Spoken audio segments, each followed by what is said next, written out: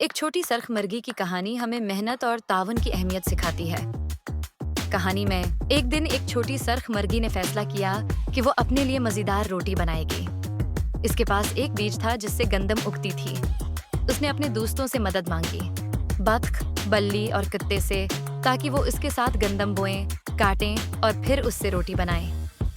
लेकिन हर बार सबने बहाने बनाए और कहा, मैं नहीं कर सकता, मेरे पास वक्त नहीं है।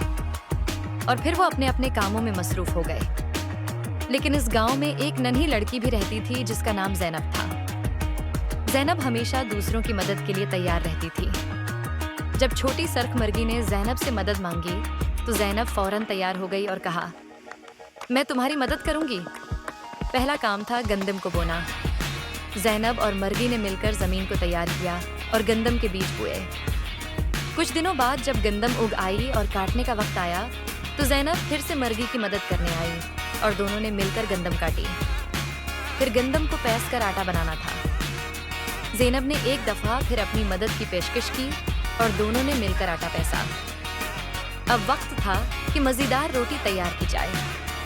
ज़ैनब ने मुर्गी के साथ मिलकर आटा गूंधा और दोनों ने मिलकर रोटी बनाई। जब रोटी तैयार हो गई तो पूरे घर में उसकी खुशबू फैल गई। अब वही दोस्त जो पहले मुर्गी की मदद नहीं कर रहे थे, रोटी खाने के लिए दौड़ते हुए आए। बतख, बल्ली और कुत्ते ने कहा, हमें भी रोटी खिलाओ। लेकिन मुर्गी ने उन्हें प्यार से जवाब दिया, तुम में से किसी ने भी मेरी मदद नहीं की जब मैंने तुमसे कहा था, लेकिन ज़ैनब ने मेरे साथ मिलकर हर काम किया है, इसलिए आज वही इस रोटी की हकदार है। मुर्गी ने ज़ैनब को रोटी का एक बड़ा हिस्सा दिया और दोनों ने मिलकर उसका मजा लिया। बतख, बल्ली और कुत्ते ने उस दिन एक कीमती सबक सीखा कि अगर आप काम में किसी की मदद नहीं करेंगे तो आपको इनाम का हक भी नहीं होगा। और ज़ैनब ने ये सिखाया कि मदद और तावन हमेशा दिलों को करीब लाता है और काम को आसान बनाता है।